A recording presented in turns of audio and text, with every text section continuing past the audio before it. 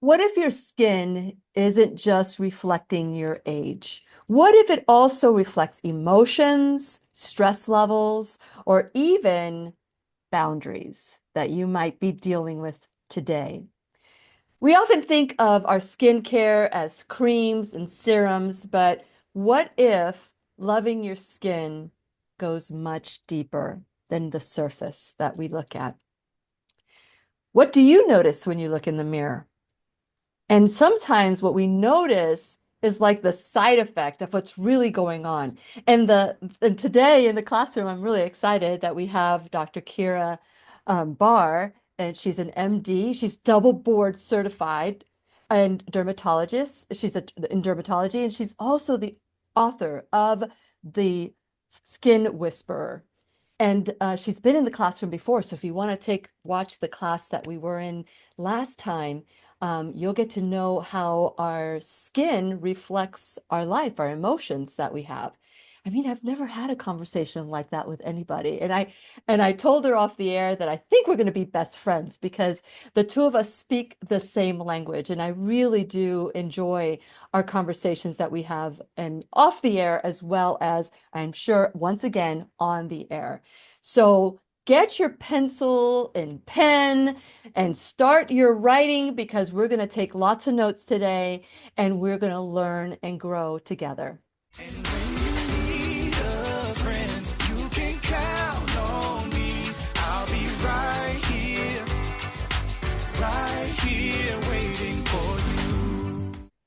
Hi, my name is Lily McDermott, and I am a certified life coach, a certified holistic cancer coach, and the host of the Lillian McDermott radio show Classroom.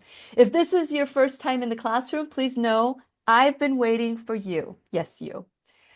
And yes, I kind of distract myself when I get out of my little script.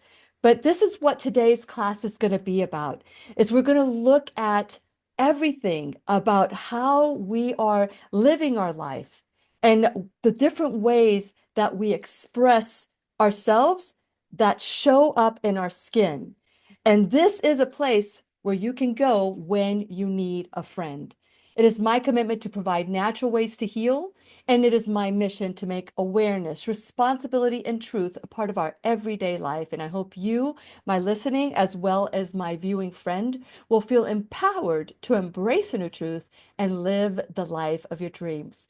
I feel it in my bones that today's conversation is going to be a fun one that you never would have thought of when it comes to looking at yourself and taking inventory just by the way your skin looks today. So, I don't know if I want to ask you to get a magnifying mirror, but I do want to ask you to listen because we're going to learn and grow together. And since it is our sole purpose in life to give and receive love and knowledge, I am so grateful that Dr. Keira Barr, MD, is here to do just that.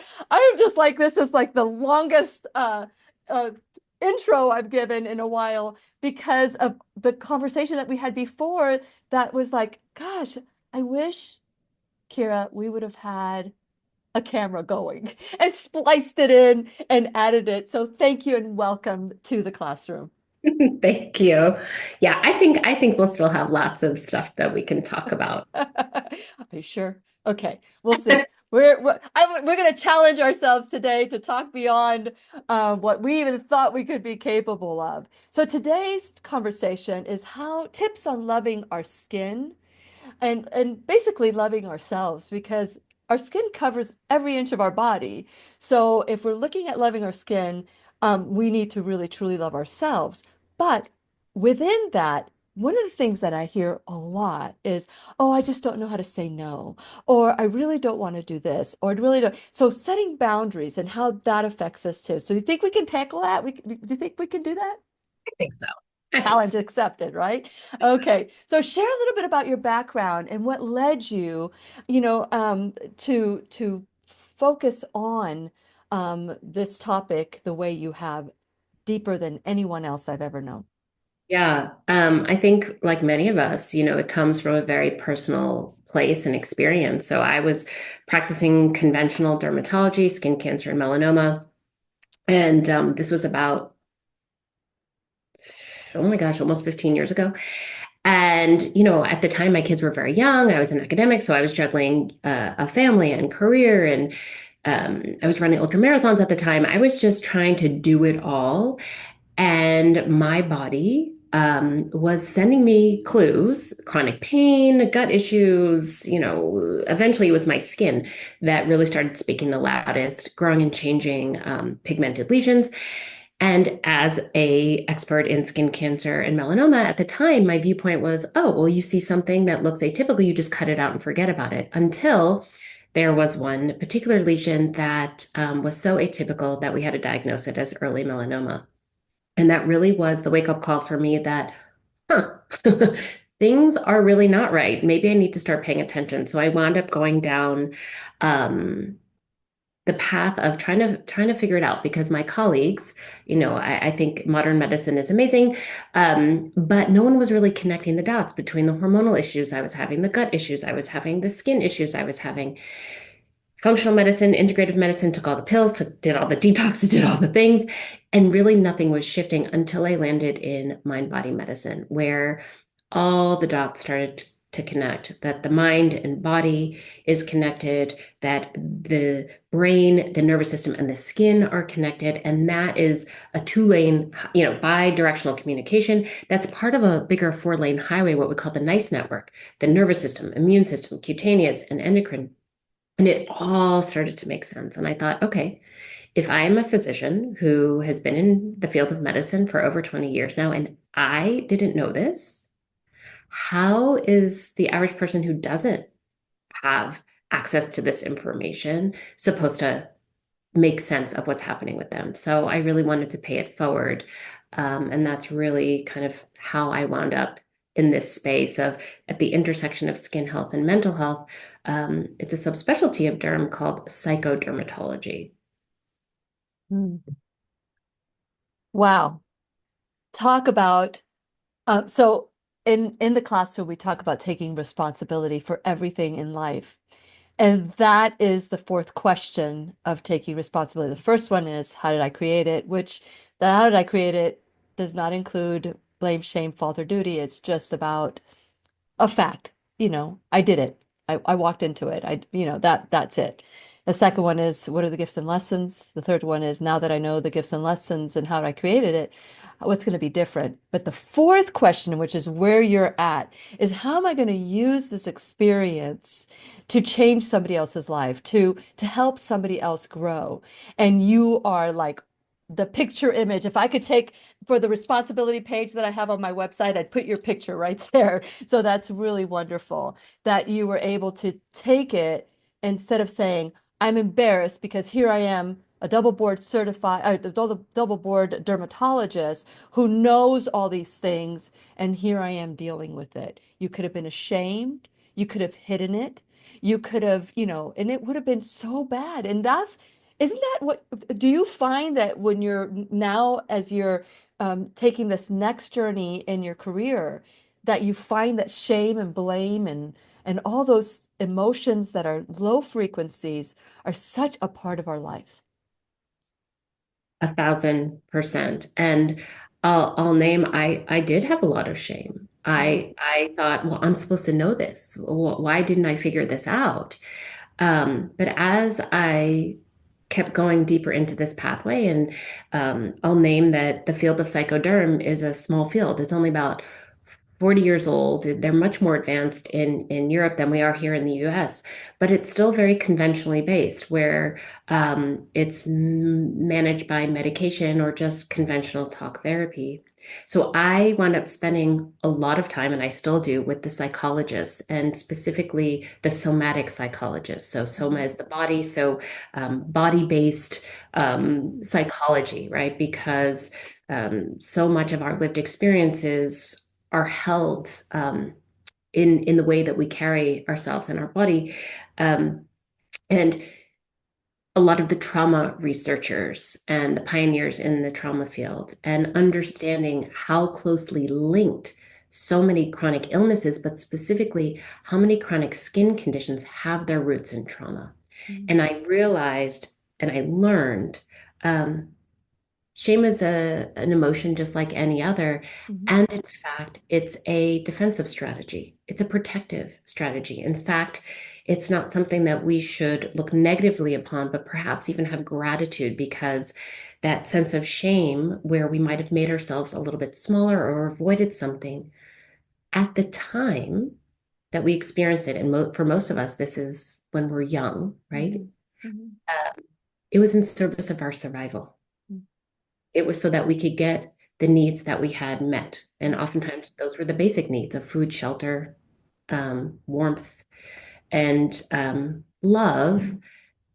But oftentimes that was conditional. It was Yeah. conditional based on how we behaved. And so, yes, there's shame, but I've learned to have a different relationship to shame, and teach others the same thing, that it actually isn't a thing that was negative, um, but we can understand it Mhm. as a practice of self-preservation. And it really was, in terms of love, an act of self-love so that we could get our needs met. There's so many different directions I can go right now, Yeah. especially with the ego. And, when we talk about this conditional love and the shame and all of that, that is the song of the ego, just wanting to originally protect us, like you said, the ego was there to protect us, but it is our essence that sets us free. And it's amazing that same behavior that was trying to protect us in the ego is now holding us bound if we don't shift towards our essence, which is what today I even wore my heart today because I really want us to really look at our skin as something that we can love. And I always say, this is when I coach or when I'm working with somebody, and I even in the show I say it all the time, or in the classroom I say it all the time, that if we were given the holiest of holy keys to the holiest of holies, the Taj Mahal, or some place that has that significant value, if we were given those keys to protect that building, would we allow terrorists in? Mm. And the answer is, of course not. I would not. I would never allow a terrorist to knowingly enter a temple or a place that I need to protect. But then I say to them, and how much more are you worth in that temple? We don't look at ourselves with that same level of worth. But man, we would just protect that building or whatever value or belief system to the point of death. And that death can affect our body in so many different ways. And today we're talking about the skin, but how does shame reflect or manifest in the skin? Like, can you look at somebody and know by looking at their skin that person is dealing with shame and blame and duty, or can you look at someone and know that? I think, the not always, I would say, We've gotten really good at faking, right? factorial, right? There's usually a lot of different emotions that happen. But because the skin, the brain, the nervous system are embryologically linked, they're derived from the same layer of biologic tissue. So they are communicating with each other all the time. So the flushing, if you're having a conversation with someone and someone flushes, right, there may be that may be a clue of shame or perhaps fear, right? So it is what we call a top down, where you get curious and have a conversation, but also a bottom up, noticing what's happening on the skin surface and what's happening in the body that is essentially creating that felt sense of whatever emotion it is. Many people may not appreciate that, a lot of the responses that happen are driven by our automatic or our autonomic nervous system, right? That is always acting like our personal surveillance system, scanning our environment, both internally and externally, for cues of threat and danger, so that we can activate that sympathetic nervous system, that fight or flight response to protect ourselves. We are also capable of sensing cues of safeness, safety. And that is where our social engagement, our connection comes from. Um, and there can be a tension that exists, especially when we are very young, where we are so dependent on our caregivers that our basic needs are feeling safe and feeling connected, right? We are very social human beings. We are not meant to go through this life alone. However, we may forsake our need for connection especially to ourself and our essence in making sure that we feel safe enough to get those needs met, sometimes the basic needs. So we may default to behaviors like people pleasing or appeasing or really forsaking our true essence and needs in service of being safe enough. And that can show up on the skin in many ways. And so I'll stop talking in just a second, but I wanted to circle back to what you said about responsibility, right? I think so many of the things that happen and the patterns that shape how we think, feel, and behave were put in motion when we were very young, right?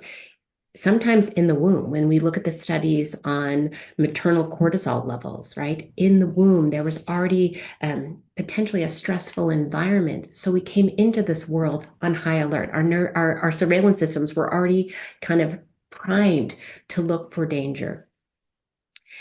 We have intergenerational trauma that can be passed down as well. And trauma is anything that essentially overwhelms our nervous system's capacity to adapt and handle it, right? So many things were not our fault. They were not our responsibility to meet our own needs as infants and young children. However, now that we're adults, we have an opportunity, and it is our responsibility if that we're for feeling stuck or frustrated, um, that we look to get very curious from a place of non-judgment, right? Non-shaming of how can I change this? And thankfully, rooted in science, neuroplasticity, we have the capacity to shift and change. It's a matter of can we cultivate and curate the environments, both internally and externally, that make that possible. And we're going to have to make some pretty tough choices at times, and that's where boundaries come in. Oh man, this is great stuff. I really love, the responsibility page. I will tell you, I don't know how many people visit that page. I haven't looked. But what I love about that page is that we can look at whatever has happened in our life as a gift for us, as opposed that it happened to us, it happened for us, so that we can get to that next level. But the word responsibility has such a bum rap. It is attached to blame, shame, fault, and duty. But the responsibility I talk about in the classroom leads us to empowerment and freedom. And that empowerment and freedom allows us to make those choices that are grounded from our essence, from love. And so, with that in mind, because I really want to hear these tips from you because these are the way that you talk about the skin makes it so human. It's like Mm. this is like a shell, and I really want to dive deeper into this, but I know that we have, because I'm sure people are going to tune in and go, what tip number one? Okay, I want to do that. Or tip number two, I want to do this because we spend 95% of our time looking at 5% of the problem Mm. instead of looking at 95% emotion and then 5% DNA. We look at the 5% DNA 95% of the time. So, with that in mind, what are some of the things that we can do to love our skin? Although you've talked about so many already, that if we were to stop the class today, right now, we could walk away having lots of gems. But tangible things that we can do also, that 5%, because I'd love to go back to the 95% when we get a chance. Yeah, I'll just one more thing about the responsibility, Yeah. right?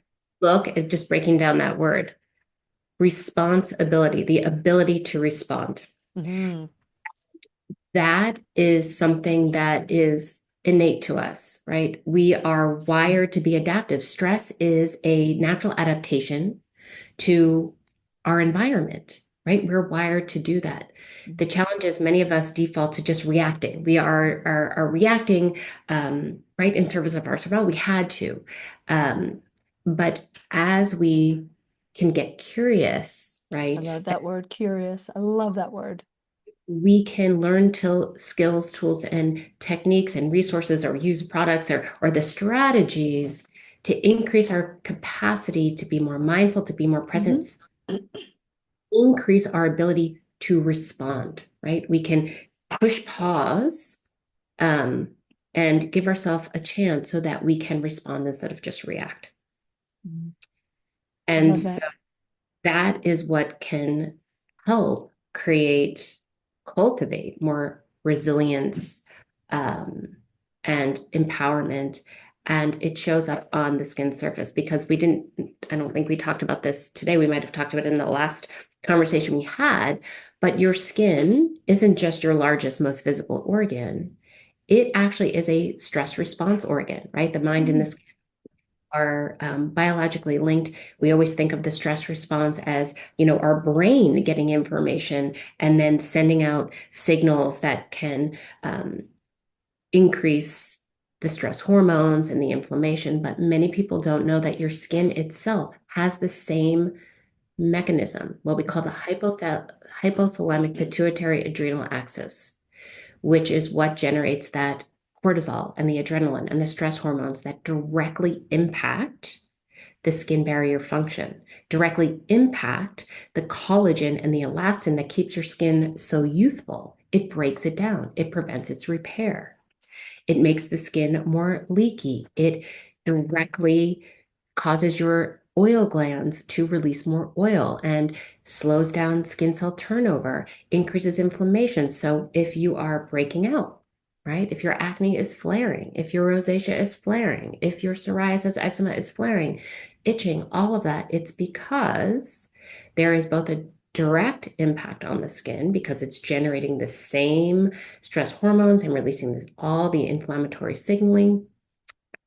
And you're also getting a double whammy because it's the central release from the brain, the hypothalamic pituitary adrenal axis, from the brain to your adrenals and all of that. That's also going through the same process. So your skin is both a target and a source of the stress response. So in terms of tips, right, the biggest one is maybe reframing how you think about your skin, not just as this organ or this glorified canvas to put clothing or makeup on, which listen, I look to my daughter for fashion advice. Like I'm not, but I appreciate it can be fun, to Yeah. like change our appearance. But to really look at our skin as something that we are in relationship with. Mm. Largest, I mean, if you think about your skin as the ultimate boundary, it is the boundary and border between your internal environment and your external environment.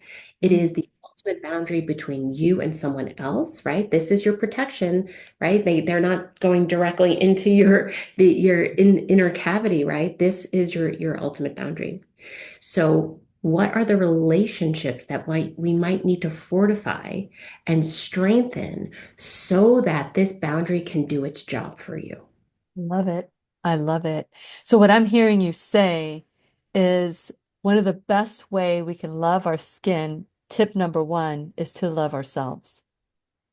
Which isn't always easy, right? When we have as, if you've been a marginalized person, population, socialized as a woman, made to feel that your worthiness or sense of value is tied to your appearance and you don't fit some arbitrary societal beauty norm, or you have been criticized or ostracized. And so it can be really challenging to feel that sense of connection to yourself and love. So we cultivate that. And sometimes cultivating that self-love, again, goes back to connection and community. We are social beings. Sometimes we have to borrow the belief in ourselves from somebody else. Like, right? Mhm. You are an amazing coach.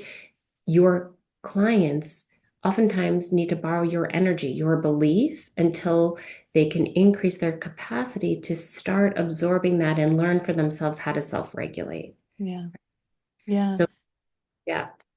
I call that the willingness to. Mhm. They may not want to forgive somebody, and I get it, but would they be willing to start the process? And Mhm. so today, maybe that is a huge step for somebody, but their willingness or the curiosity to be willing to be able to start loving themselves and how to do that, that is just, that would be like, right, like I said, tip number one, number 10, number 20, a very important aspect of our life. So what would you say would be the next tip that you would like to bestow upon us, unless you want to talk more about it? Well, I just will add something to that. Because sometimes if we focus just on appearance, like if your hair is falling out, if your skin is breaking out, um, if it is challenging, right? Your skincare regimen is not going the way that you hoped it would. Focusing more on function rather than appearance can be helpful of Mhm.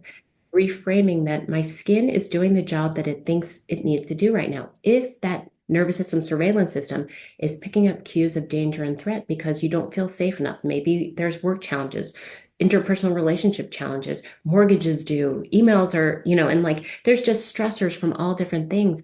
And the alarm bells are going, danger, danger, danger. Again, your nervous system is command central. It's sending information of how your body should respond to your immune system and your hormone system. So if it's under threat, it's your body is responding by taking action to help deal with the threat. Your skin is responding in the way that it thinks it needs to. So we just need to be able to show it. You can't just tell it, I'm fine. You have to be able to show your body that it's safe enough to start sending different signals. And that's where breath work comes in. This is where the somatic work that I do with my clients, because 80% of the information that helps regulate our immune system and how our body functions, our gut function, thyroid, all the things, is coming from the vagus nerve. 80, or I think it's more than 80%, but 80% of the information that's helping regulate how our body functions in general is coming from the body to the brain. Then the brain interprets that information and then it sends instructions back down to the body. So we have to bring the body into it. So I'll leave that there. No, I want to add to something that, oh gosh, we're gonna have to have part two. I can just tell you right now we're gonna have to have part two. But I want to share that when I turned 40, like around 40, I started getting spots all over my face, melasma, but nobody knew what it was. And it was big. It was like over my eyebrows, part of my cheeks, over, like it was almost like a mask. And it wasn't until I started doing some mirror work and telling myself that I was beautiful, that I loved myself, and that perhaps when I was a child, I did feel ugly. I'm not going to lie. And growing up, I felt that ugly feeling. And I would talk to the melasma, and I started saying, I know you're a reminder of how I used to feel about myself, making me feel ugly, but I don't need you anymore.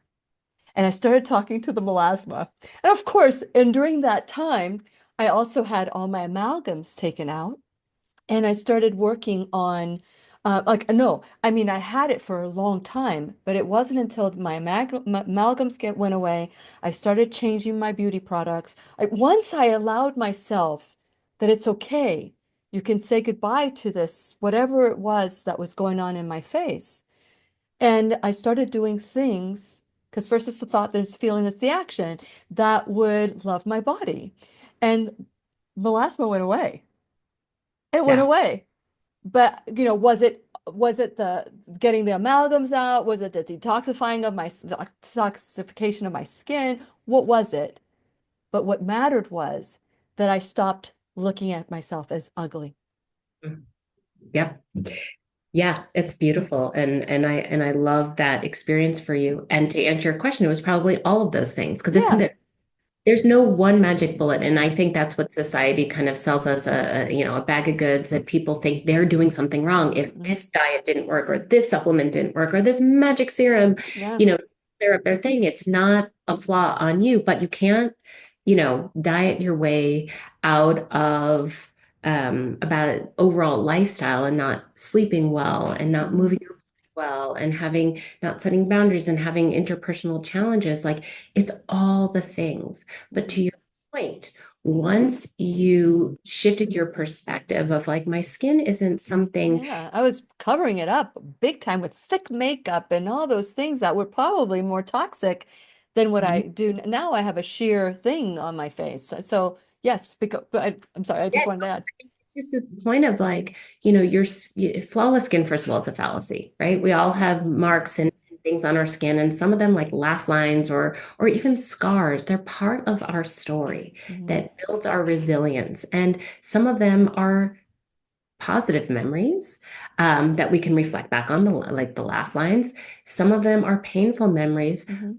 They've healed enough, but they're still reminders of your resilience. Yeah. Or perhaps an invitation of things like, what am I still holding on to that is no longer serving me? Hmm. So your skin isn't something to be fixed.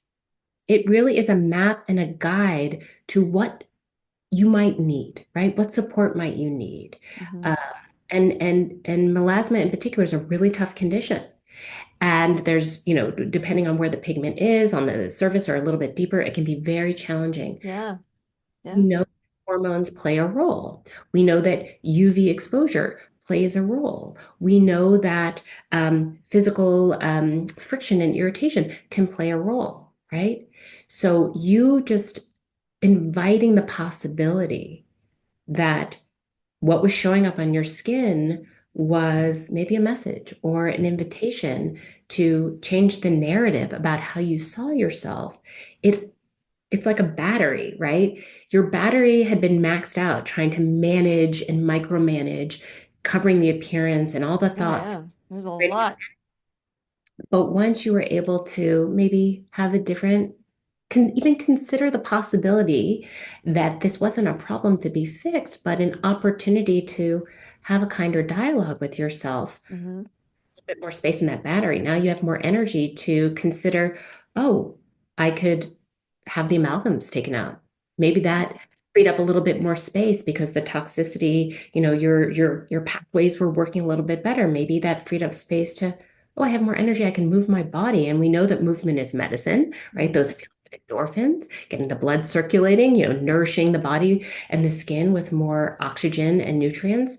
Then it frees up your battery even more to, oh, I should look at my product, right? So it's just one thing after the other Yeah. to open up the possibility that things can be different. So, Mm. and we all move at our different pace. So I just want to also put that out there that we can't compare your journey, which sounds No, no.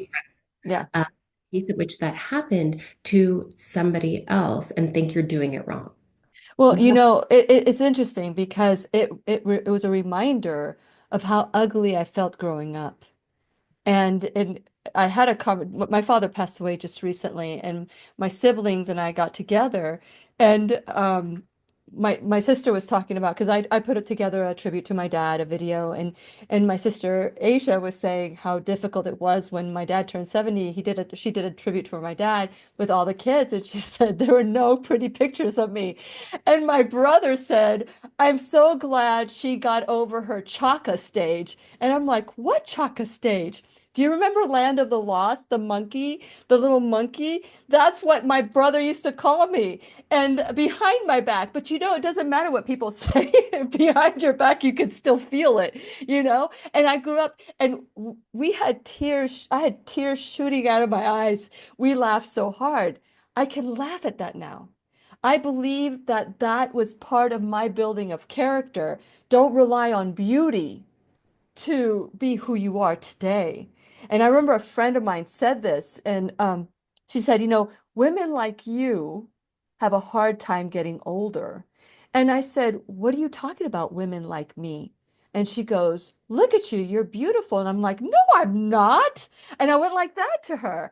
And but that was that was a true response. I did not, never had I felt beautiful growing up because my siblings were more pretty or more funny or they were smarter or whatever it was. And it's not that well, they did tell me I was. I can't just, I can't just say it was me making it up. They told me all the time. They told me I was the milkman's daughter. I mean, I was adopted and all those things. Just kind of like I took it personally. But it was at that moment when Carlene said that to me that she doesn't care about growing old because she's never been beautiful. And I'm like, what are you talking about? You're so beautiful. And that right there is something that we as women, we need to hold each other up and find beauty in so many different ways that we have, forgotten that our worth is beyond our beauty. It's what's shining on the inside because that's what people will remember the most, I think. I couldn't agree more, right? And so there's outer beauty, but part of that is a reflection of what's happening on the inside, Mhm, right? mhm. I'm sure, like I've had people share with me that, their friends haven't seen them in a little while after working together, and they're like, did you get some work done? Did you do anything? And I'm not anti-Botox or anything, but that is not part of how I work with people. There's a good research on Botox for depression and things like that. So you make your choices, and I would just say, in terms of just as an aside, connection. Freezing the muscles in your face can temper how we relate. The eyes of the muscles around our eyes really show engagement and connection. So if you are going to do, Interesting. be mindful of your dosing. And there's also actually there was a research paper about Botox and orgasm. So like if I so Another show and another show. right. But the whole point of that saying that, like, the things that we do to meet some arbitrary beauty norm could actually be interfering with our relationship and what we want most, which Wow. is to connect to another person. Mhm. Um, but, you know, part of that inner beauty reflecting outer glow is because of that shift in how we might view ourselves when we, value our sense of humor, our curiosity, our creativity, our resourcefulness, laughter, Yeah. right? It's the little things that kind of stack up, and all of a sudden, it's this felt sense of, ooh, like I feel, and it's going to ebb and flow, but I feel a Yeah. little bit connected. I feel a little bit safer, and that is turning down the volume on your alarm system. It's starting Mhm. to become cues of safety.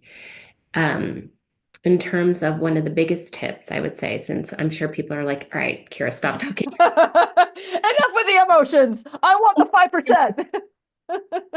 Sleep, when we talk about beauty sleep, is actually a real thing. So the number one tip, when I take people through my programs, and we talk about all different sorts of things, the products that you use are actually the last on the list.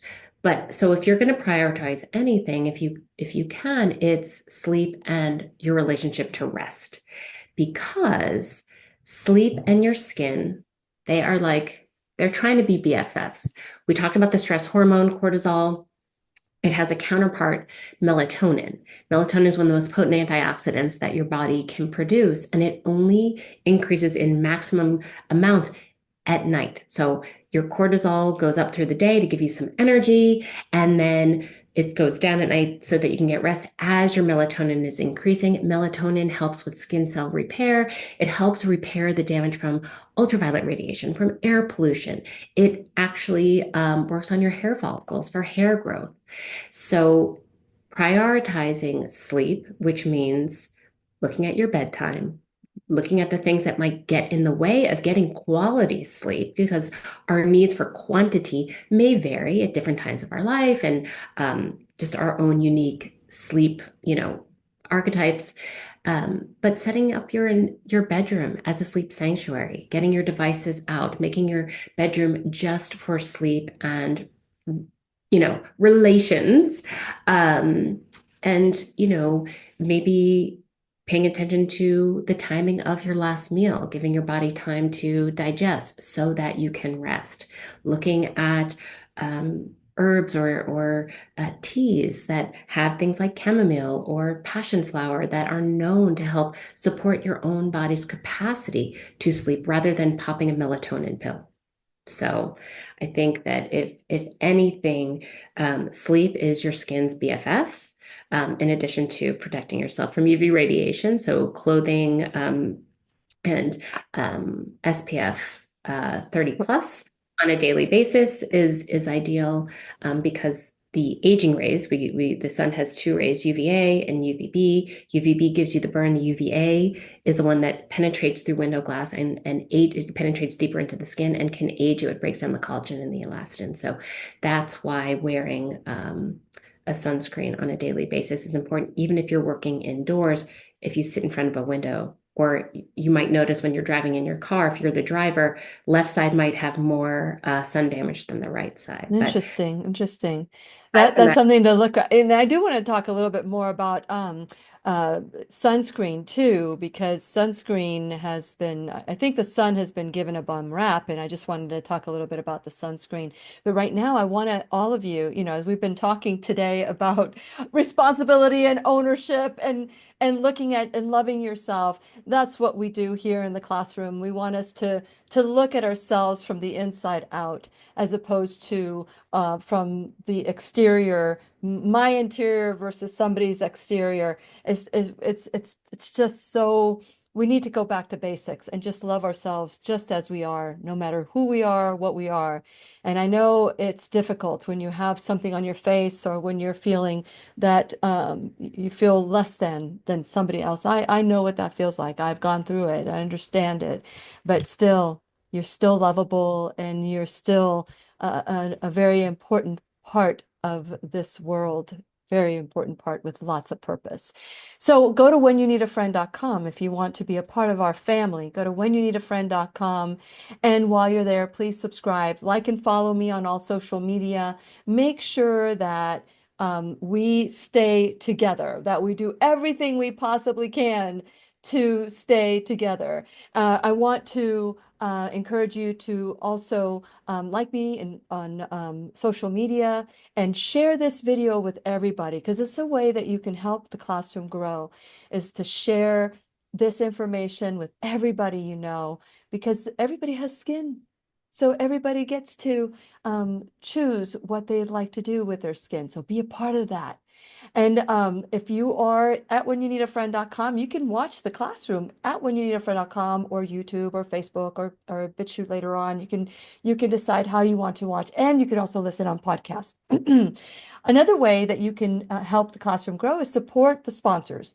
The people that support the classroom, support them the way they are supporting the classroom. Check out their products and check out their links and support them in any way you can. You can also go to my Shop Now bag, and in my Shop Now bag, you will find Lilly approved products, from the makeup I wear to pain management, natural, without any medication. Because as you know, it's my registered service mark that you can take a pill, you can take responsibility. And it's not that I'm against the pill, but I am for doing everything you possibly can to live the life of your dreams. Also, I want to remind you that mark your calendars, get ready to come to Florida, because we're going to have the biggest I Am the Solution Natural Health Summit ever. And this time we're going to be focusing on cancer and autoimmune disease. And so this, what I'm finding is people don't care about as much about prevention. They want to do repair. That's when we get that wake-up call. So please mark it down. We're going to have some amazing speakers at the summit, and it's a huge family party or reunion when we all come together. So mark your calendar for November 1st of 2025. And last, you can become an enrolled student in the classroom, whether it's $1 or $1,000 a month, or a one-time donation of your time, your talent, your treasure, anything that you can do to help grow the classroom is very much appreciated. And today we are so grateful that Keira Barr, Dr. Keira Barr, is here in the classroom sharing her wisdom. And you know what? Everything that she said today just speaks to every cell of my body. But it wasn't until I was curious about what's on the other side. Is this what life is about? Is this as good as it's going to get? And once you become curious, you realize, no, it could be better. It could be better. But how are you going to know if you don't know what you don't know?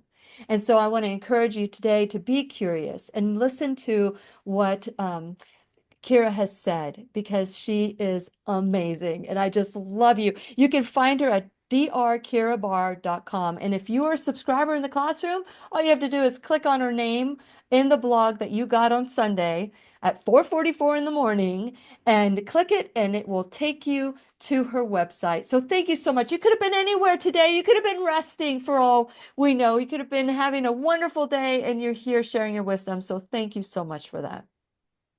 Thank you. Okay, so I was talking about sunscreen before I went on talking about my channel. And I know that there are certain things that are should be avoided in our SPF. What are the things that we must have, or one of the things that if you see this ingredient, put it down? Because there are other places around the world that don't allow what we allow here in the United States because they kill the fish, they kill the coral reefs. What are some of those things that you would recommend when we're looking for a good sunscreen that we Yeah. avoid and that we embrace? Yeah, I think first of all, I would say um, the sunscreen that you're going to use is the sunscreen you should use, right? In terms of the feel and the texture, if it doesn't feel good on your skin, you're not going to use it. So I think it's going to be very individual. You might have to test out a few until you find one that you really like. But in general, and I think most sunscreens have are labeled this way, but you want to have a sunscreen that is broad spectrum, meaning it covers exposure, both UVA, UVB. Some of the newer sunscreens on the market also offer coverage for visible light, the blue light. And I was at a derm conference recently where they kind of dispelled the blue light from our devices being as problematic. But any blue light exposure that we're getting can be impactful on hyperpigmentation and visible signs of aging. Over up to 90% of visible signs of aging are thought to be from UV exposure. So getting a broad spectrum sunscreen, UVA, UVB, SPF 30 or above is important, and how much you apply is important, right?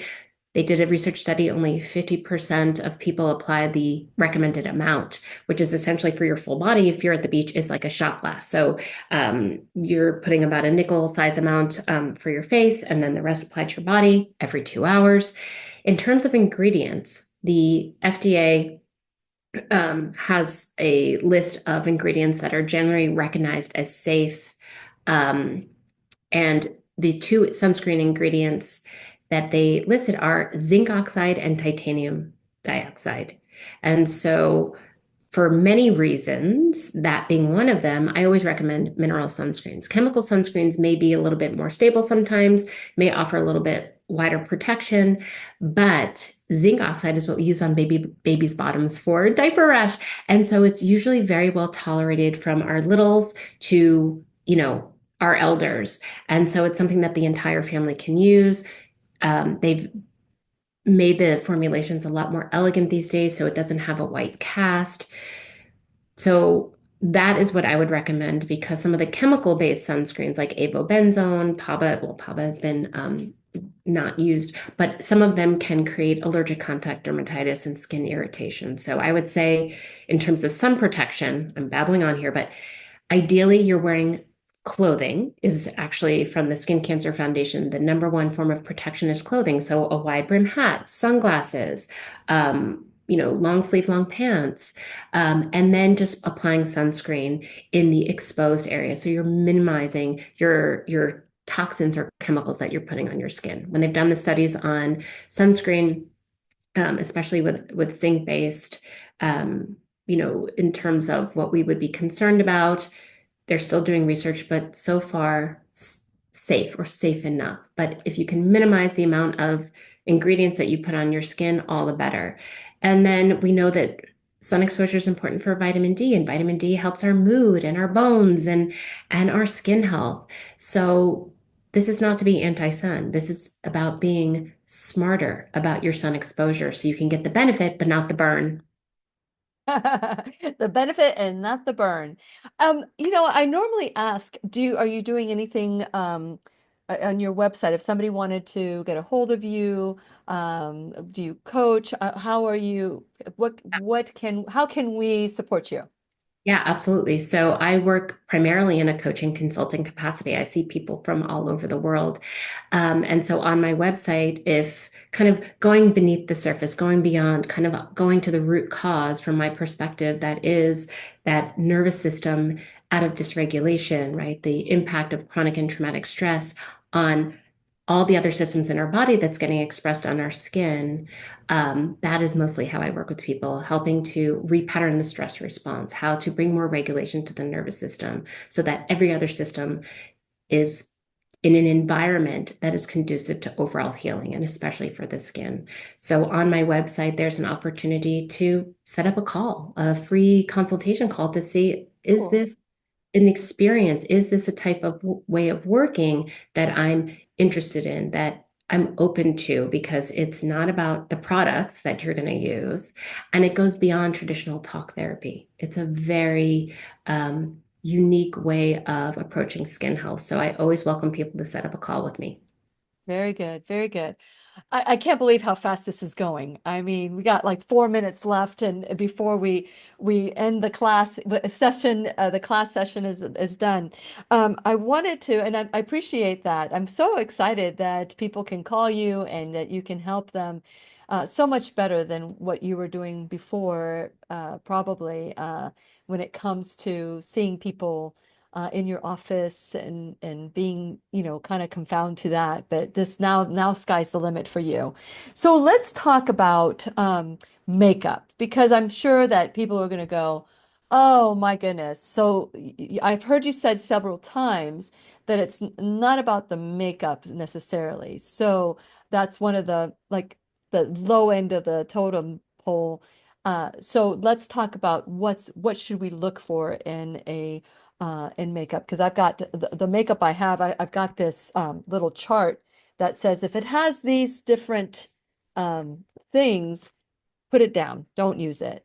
Right. So there's like the European Union had, I don't know, 14, 1500. At this point, it might be even more It was like ingredients. 1200 or something like Yeah, that that is we on can't they can't that use. that they can't use, and ours was a piddly, very few, like Hmm. 14 or something ridiculous. And the FDA regulations have not been upgraded since Yeah. the 50s or something awful like that. So, there's a whole list of things like parabens and phthalates, and I think to a certain degree, there's more research that needs to be done. Sure. And there's the clean beauty movement, there's the green beauty movement, and I'll name that just because something's natural doesn't necessarily mean it's safer. You can still have sensitivities and irritations, and a lot of this stuff is not regulated, Hmm. and it's marketing sometimes, Yeah. just clean beauty. So I would say again, um, you have to do what feels comfortable for you. Some of Hmm. us are going to, we are going to choose organic food. We're going to make priorities and Hmm. choices that are aligned with our budgets and our lifestyle. So in terms of makeup, I use particular brands. I do look for companies that really prioritize quality sourcing. They're third party tested for toxins and metals and things like that. Hmm.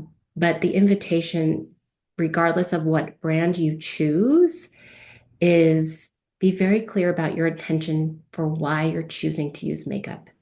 Is it to accentuate the features that you love and to offer a sense of protection versus trying to mask your perceived flaws and perpetuating that sense of disconnection from yourself and shame? And again, there's no shame in that, but just understand where you're coming from because as you demonstrated in your own experience, there's the possibility and you have the capacity to change that narrative. We do. We absolutely do. And once you change the story, when you rewrite your own story, then it's amazing how you get to see life totally different. And I think the next class we need to do is talking about boundaries because I guess in a way we did talk a little bit about boundaries but it would be nice to just see how boundaries and establishing these boundaries can make our skin even happier. I am so grateful that you came into the classroom today. So thank you for being our teacher. I'm looking forward to our next conversation. I said that last time, and so here you are, and I'm like going, no, I can't believe it's 55 minutes.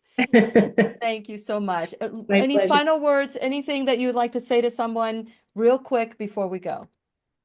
I would just say your skin is your greatest ally. It is not your enemy. And it's if things are showing up that you aren't pleased about, just know that your body is actually trying to do the very best that it can with the information that it has, right? The cues that it's picking up. So if you can just be a little kinder, a little bit more compassionate, maybe a little bit curious, instead of condemning or being critical. Oh, I love that. I always say be curious instead of critical. So those are the two C's that we interchange and don't even know which one should be used at what time. But I'm so grateful to you. Thank you so much. Once again, you can go to drkeirabarr.com. You can find her also. Just click on the blog and to click on her name, it'll take you there. And just make sure you get the copy of the book, the Skin Whisperer.